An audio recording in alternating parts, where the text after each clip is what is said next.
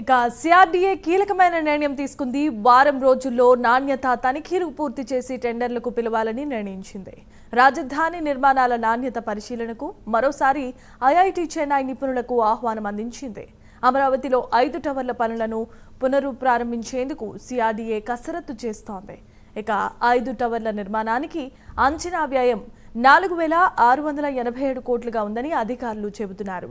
ఇదే అంశానికి సంబంధించి మరిన్ని అప్డేట్స్ ను మా కరెస్పాండెంట్ శ్రీనివాస్ అందిస్తారు. శ్రీనివాస్, చెప్పండి. థ్యాంక్ యూ జన్మ. ఇదైతే అమరావతి రాజధాని నిర్మాణాలను మార్చి 15 తర్వాత కూడా టెండర్లన్నీ ఖరారు చేయాలని చెప్పేసి కూడా మున్సిపల్ శాఖ మంత్రి ప్రభుత్వం కూడా నిర్ణయించింది. ఈ మేరకు కూడా ఇక వేగంగా నిర్మాణ పనులు చేపట్టాలని చెప్పేసి కూడా ప్రభుత్వం భావిస్తుంది. ఈ నేపథ్యంలో కూడా అయితే అమరావతి రాజధాని నిర్మాణాలకు సంబంధించి కూడా నాణ్యత పరీక్షను మరోసారి చేపట్టాలని చెప్పేసి కూడా ప్రభుత్వం భావిస్తుంది. అయితే రాజధాని నిర్మాణ నాణ్యత పరీక్షకు ఐఐటి చెన్నై నిపుణులు కూడా వాళ్ళతో మరోసారి తనిఖీ చేయాలని చెప్పేసి కూడా ప్రభుత్వం భావిస్తుంది.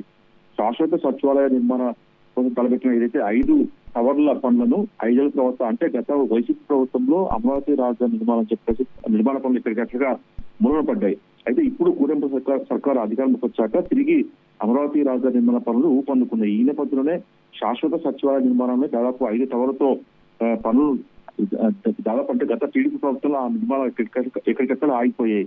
ఇప్పుడు ప్రస్తుతం చేపడుతున్న నిర్మాణ పనులు మరోసారి ఐఐటి బృందంతో తనిఖీలు చేపట్టాలని చెప్పి కూడా సిఐడిఏ నిర్ణయించింది. ఏదైతే ఇప్పటికే కొన్ని అక్కడ నీటిలో ఉన్న ఏదైతే మునిగి ఉన్నాయో ఆ నిర్మాణ పనులు ఇప్పటికే నీటిని తోడుతున్నారు.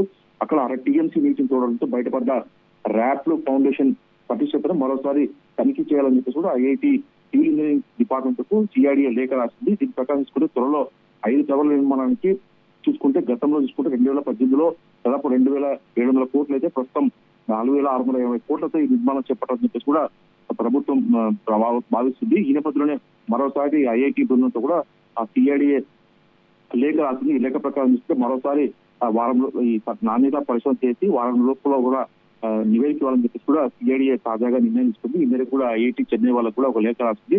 దీని ప్రకారం మరో వారం రోజుల్లో వాళ్ళు తనిఖీలు పూర్తి చేసి మరో నివేదిక ఇచ్చాక అక్కడ నిర్మాణం చేపట్టాలని కూడా సిఐడిఏ భావిస్తుంది. ఇప్పటికే టెండర్లు కూడా పెద్ద ఎత్తున మొత్తం దాదాపు రాజధానికి సంబంధించిన అన్ని టెండర్లు కూడా వచ్చాయి. ఆ టెండర్లు అంటే ఎమ్మెల్సీ కోడ్ తర్వాత మటుకు టెండర్లు కూడా ఓపెన్ చేసి వాటిని ఖరారు చేసే అవకాశం ఉంటుంది. అయితే అంతలోగానే ఈ నిర్మాణ పనులకు సంబంధించి కూడా మరోసారి ఐఐటి ముందుతో తనిఖీలు చేపించి వారంలోగా నివేదిక తీసుకోవాలని చెప్పి కూడా సిఐడిఏ భావిస్తుంది. ఈ మేరకు కూడా పురపాలక శాఖ వాళ్ళకు లెటర్ రాసింది. జిమ్మిమా. Right, thanks for the update Srinivas.